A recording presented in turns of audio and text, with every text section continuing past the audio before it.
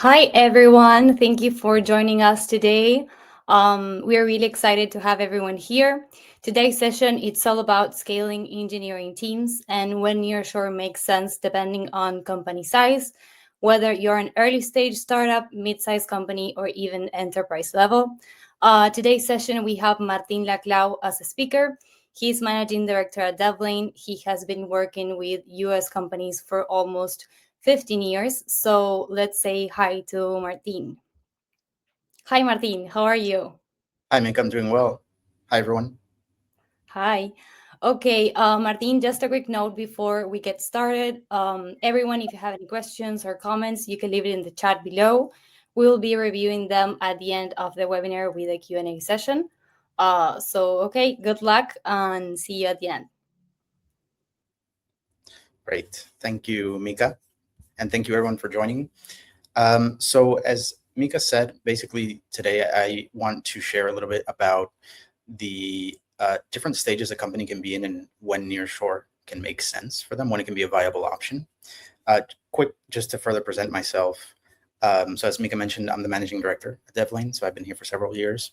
And I've lived more than half my life in the US, and I've lived in Latin America for over 15 years. And in all that time, currently I'm based in Uruguay. And in all that time, I've been working with US tech companies and Canadian tech companies as well. And specifically at Devlane, we operate in 14 countries in Latin America. So really what we wanted to do was give a bit of that firsthand experience of what we've seen. We've worked with companies of all sizes, all industries. So we've seen a lot of patterns that maybe some of our, for example, clients and network might not notice or might not have full access to that information, since they might be in their vertical or in their specific challenge.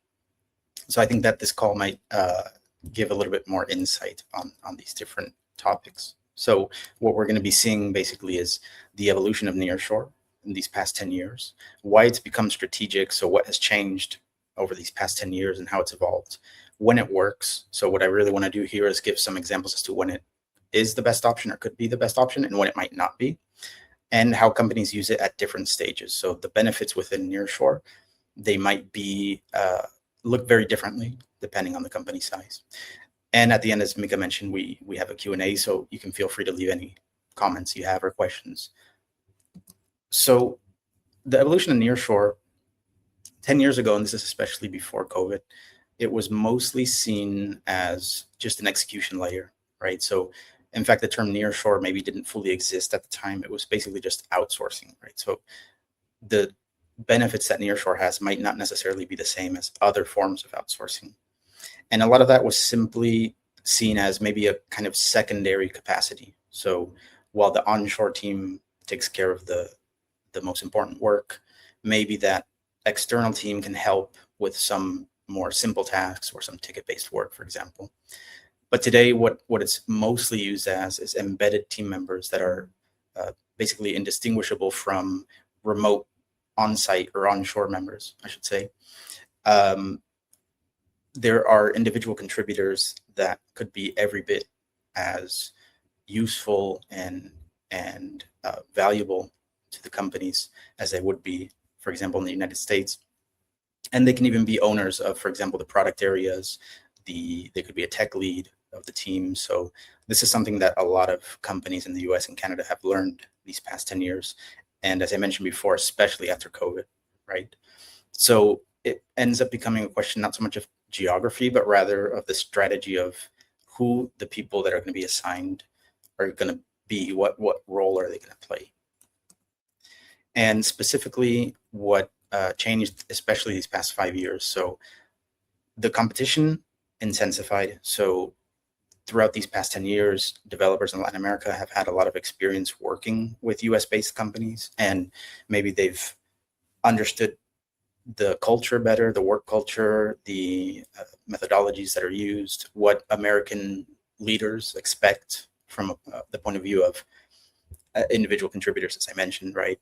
Being able to actually make a point of initiatives, proactivity, raising their hand when they don't understand something, rather than just following instructions. So that's a pretty major one there. And to put it in perspective, as I mentioned, in the 14 countries that we operate in, Latin America has roughly a 660 million population, which is almost double than the US. So that also means that companies have a much broader talent pool than they would otherwise have if they suddenly consider other countries. And then remote collaboration, as I mentioned with COVID, that's essentially become the norm. It's become the default. So many companies realize that, for example, let's say that they had a developer, the same way they might have one in the East Coast, but maybe they're based in the West Coast. Maybe it's just as viable for that person to be, for example, in Mexico, right? So that's a pretty big one there. And then in terms of product velocity, the expectations. So companies are shipping faster than ever. And that's not just a recent trend with AI, for example, right? It's always been like this. And in many cases, tech companies, the technology behind the product is the product. So many times they need access to very specific skill sets, very specific developers. And that's where Nearshore can become very strategic, because maybe they cover some of the needs that they have, for example, onshore or on site, but then a different skill set, they can access it within a nearshore strategy. And then, of course, I can't leave this out, cost efficiency. That's obviously a huge part. That tends to be the first driver to considering nearshore. So that is almost in every case, it's what begins the conversation with a nearshore firm. It's what makes leadership consider nearshore before contacting a nearshore firm. It could be, in the case of a startup, because the budget might be a little tighter, so it allows them to access a more senior developer than they would be able to access onshore. In the case of an enterprise company, for example, maybe it allows them to hire, let's say, 8 developers instead of 5 for a team that they desperately need. So this is kind of where that cost efficiency is a big driving factor, not just for the discussion, but also for the decision itself of hiring a nearshore firm. But I would say that that's almost outdated to say that it's the only factor. So even though it's the obvious one, maybe it's what causes for that conversation to happen, but it's a very easy filter to make, right? So let's just suppose that you're a founder who's considering nearshore, and you're running the budgets, and maybe you speak with a few nearshore firms, and you say, okay, so it looks like they're within our budget and we'd be able to hire 2 or 3. So that's kind of the initial filter. Very simple to make. A lot of times you could just make that filter without even meeting with the firm. You might just ask them their rates via email. It might be in some of their product decks. So once that initial filter is made, really the conversation becomes something else entirely. So the cost is kind of something that, so to speak, you get out of the way, you confirm, but then you have to look at other details to understand if nearshore is a viable strategy. So that's where these other strategic benefits leaders should consider if they aren't. Access to senior talent faster. So as I mentioned, you have access to a very broad talent pool. There are many nearshore companies that work with multiple countries. They're not just limited to the country that their headquarters are in or that they have an office in. We ourselves have a very vast talent team that are also physically present in different countries. So we know about the local labor laws. We know about the maybe the shortage with certain technologies that, in country A maybe isn't the best for a certain skill set, but country B is. So suddenly it becomes a point where the firm has a lot more information that allows them to be strategic as to where to find that talent. Then real-time collaboration. So obviously nearshore, the term comes from the proximity to North America. So from Mexico to Argentina, all the way south, basically the time zones are very, very similar. And in the most part, speaking of our clients, there can even be a 100% time zone overlap. So that essentially bridges that gap that might be seen with, for example, offshore, such as Eastern Europe or Asia, which obviously has its benefits. But in the case of nearshore, that's the main question that companies should ask themselves. How important is it for that real-time collaboration, where it needs to be seamless, where it needs to be the same as if it were someone in the US? Then you have specialized expertise on demand. So as I mentioned earlier, maybe there are nearshore firms that are focused primarily on a certain tech role or tech stack. Maybe there's others that have access to professionals in different expertises, and then they can help with recruiting that. So that's very important depending on the need. And operational flexibility. So I would argue that this one is one of the main drivers after cost, and especially it's more relevant the earlier the stage of growth the company is in. So for example, a startup will benefit from this a lot more than an enterprise company. So this is, for example, that flexibility of scaling the team up or down, having more flexibility on if the engagement is a few months instead of full-time indefinite, if it's part-time instead of full-time. So obviously that is where Nearshore can offer much more flexibility than maybe on-site hiring might offer in a time frame where maybe the leadership still isn't sure if they can commit for the long term. So what makes Nearshore work? Basically, this is something that's a bit more universal. So in this webinar, we're going to speak a little bit about the different stages that the companies can be in, and I'm going to give some examples.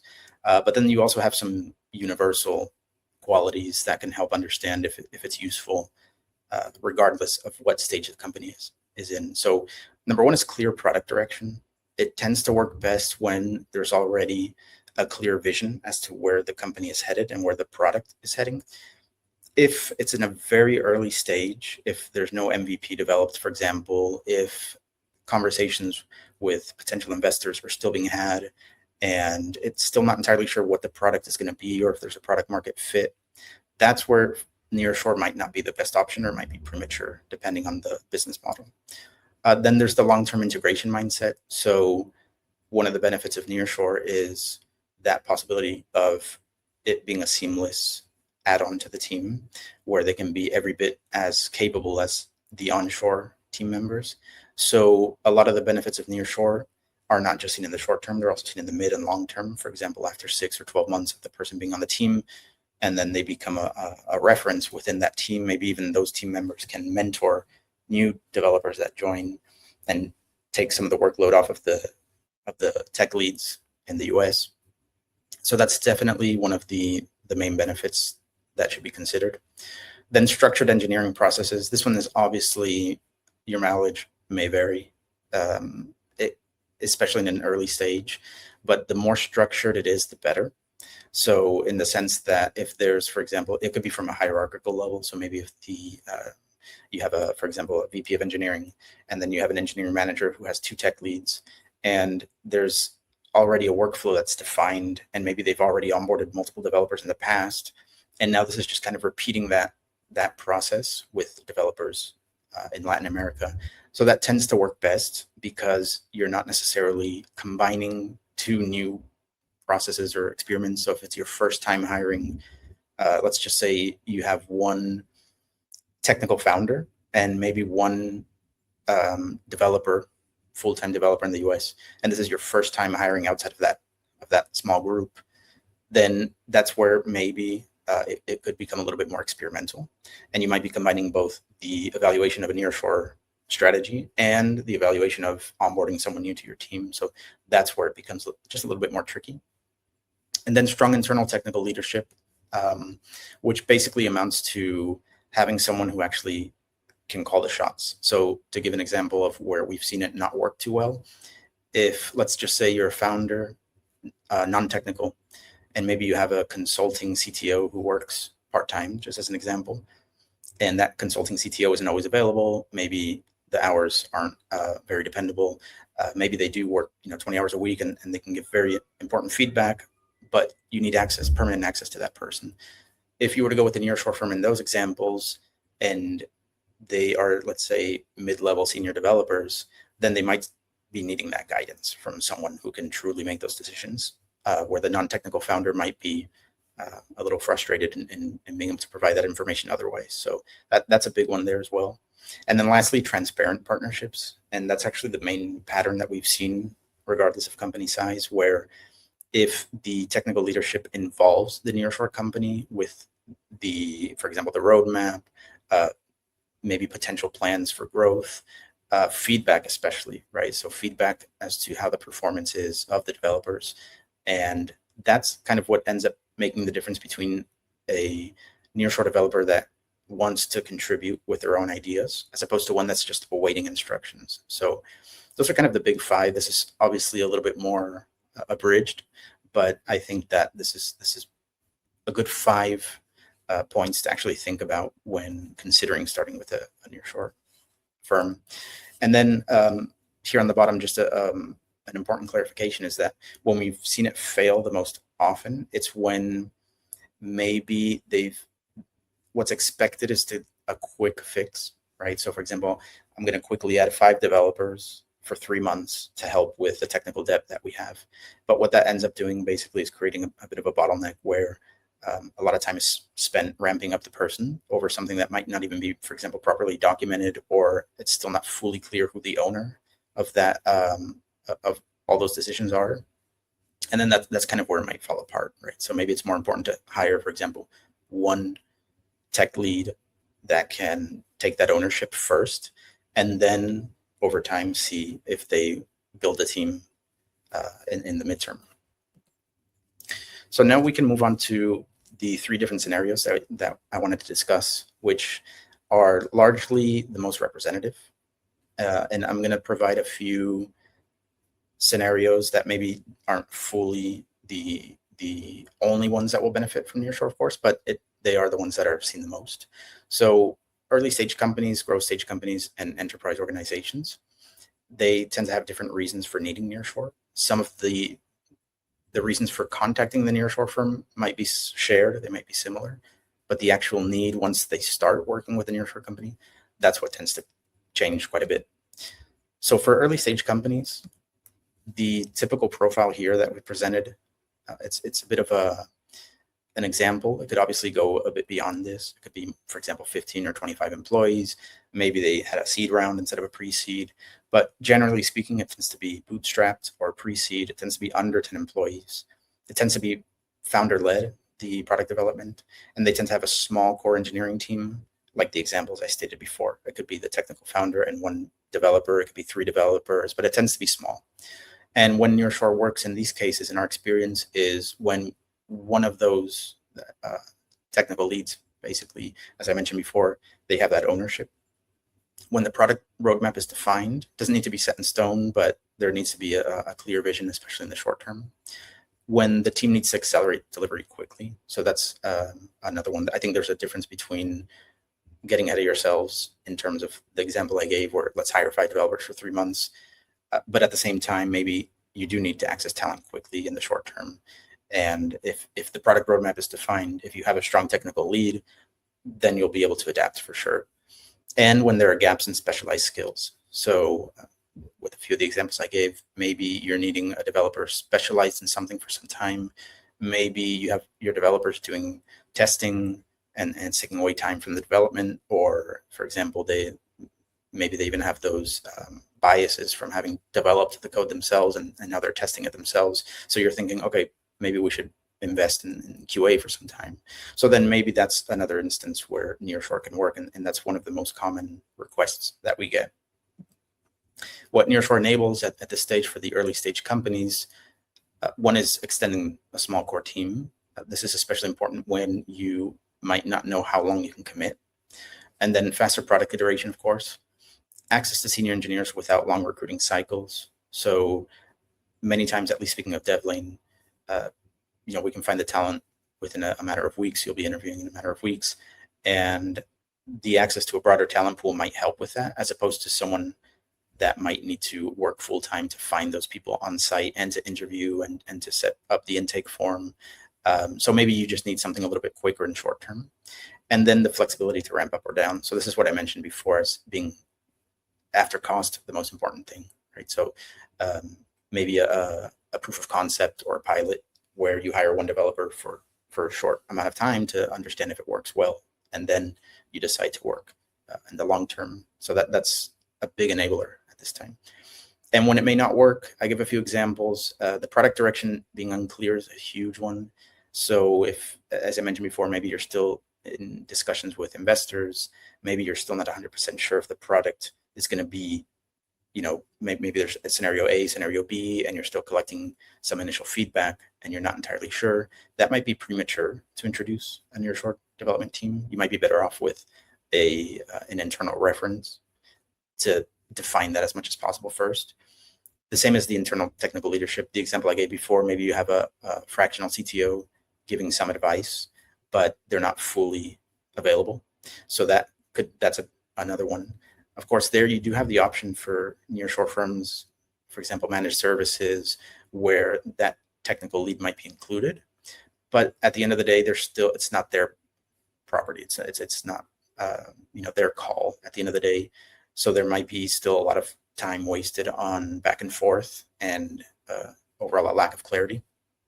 And when the expectation is that the external team defines the product. So this kind of goes to the same example with managed services, but if you don't have that full ownership, if you don't fully know what the product is going to be, who it caters to, who the target market is, then in an early stage like this, that external company isn't going to have the answers. They can help you brainstorm, but at the end of the day, they're not going to be owning that responsibility and that accountability of the decisions that are made. Here's an example of one of our clients that we worked with for several years. So when they initially contacted us, they had already had some funding and they were starting to get their first clients. And those clients had some very actionable feedback now that their tool was in production. And what they needed at the time, with maybe their cash flow was still a bit limited at that time since they were still new clients. So they really needed to put together a small team. They had a native Android application, native iOS at the time, and they really just needed someone fast, right? So what worked here is that eventually it grew to a team of 7. We initially started with 2 or 3 engineers, and one of them did have that technical leadership to help with the decisions, right? So the product decisions were made by them, but then they had someone internally who could help and understand, for example, how to set up the backend or how to split that Android and iOS team. And then that was something that worked to the point where now it's just a very successful company. They've landed a lot of big clients, and in the end, a large part of their engineering team is with Devlane, since the initial experience was so positive. But really what matters there is that initial pain point that they had, right? So they reached a point where they grew very fast, and that tends to happen with the early stage companies that see success, is that maybe, for example, you close a big contract with a big client and suddenly you realize that to meet the roadmap or the deliverables from that SOW, maybe you need to move faster, right, with the development, or maybe you need someone who's more, let's say in the example where they have an Android developer, but they're not fully well-versed in iOS. So that's where Nearshore allows for that type of flexibility. Moving on to growth stage companies. So in this, we define it as roughly between 51 and 200 employees. In terms of funding, it's very common for them to have had Series A, B, C, maybe D, but the product market fit has been well established. They absolutely have a product in production. They have clients, whether it's B2B or B2C, and they tend to be growing already at a consistent rate. So rather than with ebbs and flows, they tend to be growing at a steady rate. And when Nearshore works is when the hiring pipelines can't keep up with the product demand. So this is a consequence of how quick the team is scaling and how many contracts they're closing on their end with their clients. When the internal teams are approaching capacity, so if they're starting to make concessions or sacrifices on what they're going to be able to develop or prioritize, that's a major sign that it's a good moment to consider Nearshore. When the company is launching new product areas, this could be similar to the startup scenario, where maybe they're expanding to a new subset, a new audience, and they're needing to build up something from scratch, aside from what already exists. And when the engineering pods need to scale quickly, which could be for these reasons, but essentially when they need to quickly scale a team without being able to lose much time. What it enables at this stage, basically scaling without slowing delivery. I think what's key is being able to grow at a pace where they're still outpacing that capacity. So what I mean by that is, if they're able to recruit the talent and they know what's coming in the pipeline, but they're still focusing on the development pipeline and not, for example, a recruiting process, maybe their hiring managers don't have enough time to fully vet engineers. So a nearshore firm that already has, for example, tech leads that can help vet those developers and help conduct interviews, initial interviews, and send over something summarized to the client to basically reduce their workload. So that could be a big enabler right there for sure. Building specialized teams, this applies the same as I mentioned before, but perhaps in this case, it's more needed at scale. So maybe, for example, they already have manual QA, but they need to start automating all those processes. So maybe since they already have such a robust product, maybe they're going to need a QA team, a QA lead with 2 automation engineers, for example. This would be reducing pressure on the internal hiring pipelines. So at this point, many of our clients, they might already have a technical recruiter or a recruitment team, and they can't keep up with the pace. Basically, they can't keep up with the amount of people they need to interview and vet and hire. So this is a great way to have in parallel another viable option in terms of sourcing leads and sourcing candidates, and increasing development velocity across multiple initiatives, which is basically also all of the above in terms of being able to essentially help in parts where they might notice that they have a bottleneck. Maybe they need one more person to help with something, and it's less commitment. So someone that can help in the short term, for example, that could be very helpful. In our experience, when it doesn't work, I think this is something that we've seen multiple times, or maybe it does work, but it needs a little bit more help from your side, is basically maybe the onboarding processes are too new or weak. Maybe it's still something that's kind of new. Maybe the hiring manager takes care of the interview, but then is still at such capacity with their work that they can't fully onboard the person. So then that's definitely something that needs to be looked at before the hire is made, the same way you would do it with someone on site. So you need to be able to ask yourself, what their onboarding is going to look like. What do we expect for them to deliver in after 30 days or 90 days? So that's definitely something that's very important. Documentation and engineering standards, when they're unclear, this is obviously a consequence of a lot of growth stage companies. It's expected many times for it to be a bit behind the curve with how fast things grow. But in the case where it's non-existent, for example, it can be very counterproductive. So if there's a lot of legacy code, if there's a lot of, I would say, habits even of what the engineering team has been doing, and if that's not going to be clearly communicated to the outside firm, the outside team, then that does tend to muddy the waters quite a bit. And this third one is actually also something that's really important to consider. And it's when the leadership and or the hiring managers are new and still learning. So obviously a change in leadership at this point, growth stage and forward, is common. It's expected. So whether it's a CTO, whether it's a VP of engineering, an engineering manager, one of the senior developers, if the people that are going to be onboarding and guiding someone and mentoring them, if they're still new, if they're still learning, and at the same time they're expected to onboard someone new, so that's where it can also become a little bit tricky. Here's an example of one of our clients that was at this stage. So the client is Devlane, based in San Francisco. They, in the beginning, especially needed help with basically business intelligence with data analysis. That was one of their biggest needs in the beginning. And within San Francisco, it was just very, very hard for them to find accessible talent. Sometimes it would take 4 or 5, 6 months, which is something that everyone can probably relate to if they're familiar with the Bay Area. And between the salaries and the seniority, many times, for mid-level developer, maybe they had to pay upwards of $150,000, $200,000, and they just couldn't afford. They didn't have that luxury anymore of waiting that long just for one person. So that's what caused them to consider Nearshore. That's what caused them to get in contact with us and with other providers, and ultimately begin working with us. And that was within back-end, front-end work on their e-commerce site and with their data engineering.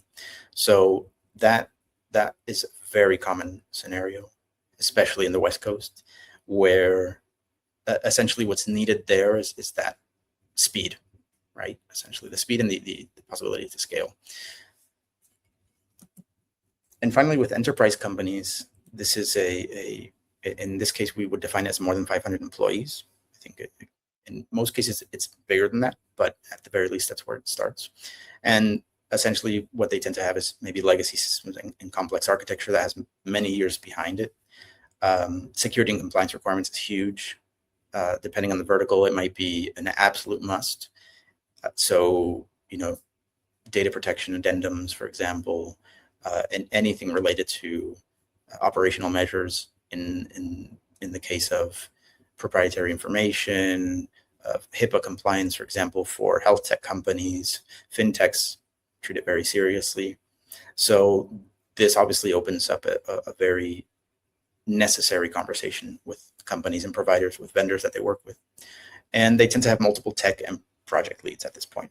Of course, with having such a more vast product offering, and they'll have teams that are maybe run by 6, 8, 10 engineers, and maybe they'll have a mobile manager, a backend manager, for example, a QA manager. So that opens up a whole new avenue in terms of what to consider when speaking with nearshore firms. So when it works is when there's a large digital transformation initiative. This could be migrating to a new technology, for example. This could be a new offering within their legacy system, and also building a new product from scratch with emerging tech. That's something that we see very, very often these days. This past year and a half, it's been with AI. But before that, it might have been with blockchain, for example. And even so, it might just be in terms of the market. For example, we have I would say in 2020 to 2022 was a big 3 years where a lot of companies were migrating from their native iOS, native Android app to React Native, for example.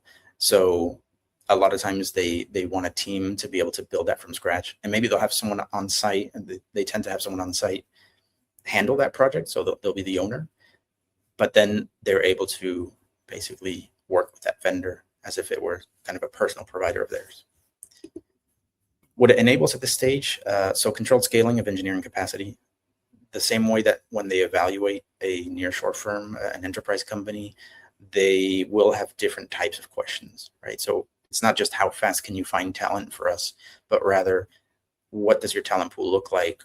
How often do you present us with a certain amount of candidates? Where are they located? Can they be on call? So suddenly they need to have more understanding. Dedicated long-term engineering teams. So nearshore, that's obviously one of the advantages, is that they can be an extension of the team. Access to specialized expertise without expanding internal headcount, and cost optimization at scale. So like the example that I gave earlier, maybe saving 500 to 800,000 a year can enable a larger team. When it doesn't work, or when it might not work, when the projects are extremely short-term, for enterprise companies, it tends to be that there's a lot of time spent onboarding.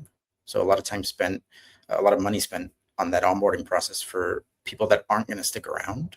So it's not the most efficient use of budget in our experience. When the governance structures are unclear, that's a big one. A lot of things get lost. So there might be basically someone, if the nearshore firm doesn't understand who they should be speaking with in terms of the ownership of product or of the data governance as well. So that tends to open up some, I would say, gaps. And then the inability to properly onboard and supervise engineers. So the inability could be due to lack of time, because there's not a person that's responsible for that, or because the people in charge of that might be sharing that responsibility. Whatever the reason is, that's very important, because this is where an external person, and I would even say it extends even if it's freelance, even if it's offshore, this isn't unique to Nearshore.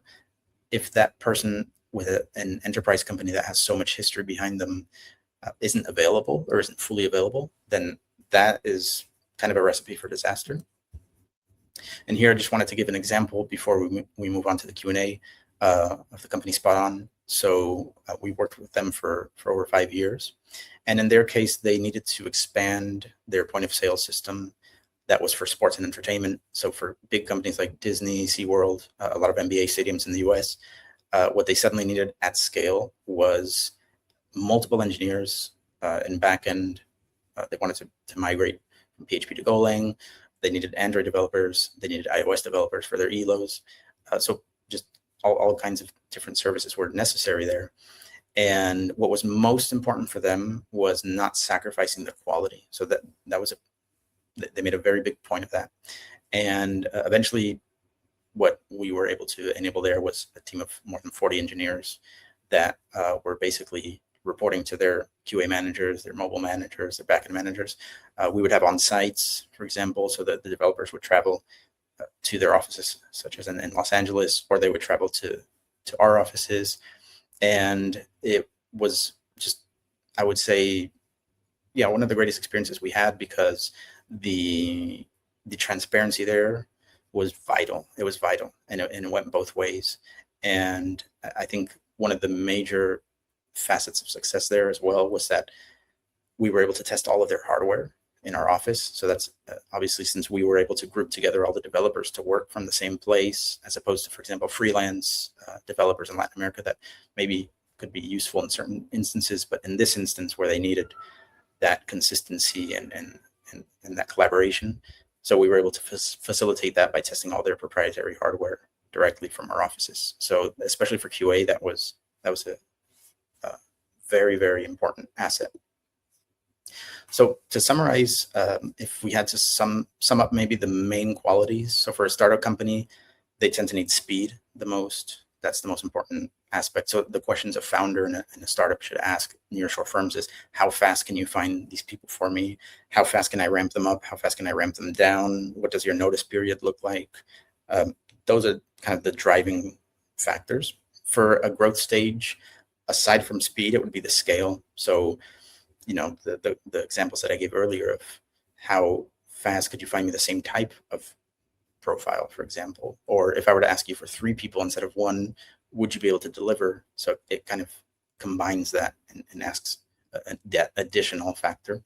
And then for enterprise, what gets added is that efficiency and risk management. So it's almost always long term. So what's very important there is understanding just how accountable the company can be to the decisions that are made. And just as a final summary, the cost factor, as I mentioned earlier, even though it's the obvious factor, it's that initial filter. So just as a bit of a reminder, what should be seen, what should be evaluated with Nearshore, it's not just how much money can I save, but it's how will this allow me to scale my engineering capacity? How will this allow me to accelerate my product development? And how will this allow me to access a broader talent pool that can help me evaluate different options and not just what I have available locally? So those are kind of 3 big questions that you can ask yourself regardless of the stage you're in. So yeah, Mika, I think I can pass it over to you now. I don't know if we had any questions or anything that someone would like for me to address. Yes, thank you, Martin, for all of your insights. It was really interesting to hear. Here we have a question from Sam. Let me show you. When integrating nearshore teams, what's something companies usually underestimate in the first 30 days? Okay. Definitely the onboarding. So I think what mostly happens with the companies that have not worked with Nearshore before, many times they might feel that once they've given the job description, once they've interviewed candidates, and once they've accepted the candidate, they almost feel like their job is done. Mm-hmm. And what definitely needs to be considered is that first week of the developer. What's it going to look like? Are they going to have a kickoff call with the engineering team? Are they going to meet them? Are they going to be participating in the first sprint planning, for example, or will that be later down the line? And then the example that I gave earlier, the 30-day milestone or the 90-day milestone, it could be, what do I expect from this person? Do I expect the same thing that I would expect from someone on site? Or are their deliverables a different version of that? And if so, they should modify or adapt their onboarding documentation to say, to make sure that it applies to that person and that it's not just kind of a carbon copy of what they do with their on-site developers that might have different expectations. Great. Here we have another one from Sarah. For companies that are just starting to explore Nearshore, what's the simplest way to validate if it could work for them? Well, I think that depends on the requirements. So why you're exploring Nearshore. So the simplest way, I think, nothing is lost from speaking with a few Nearshore firms.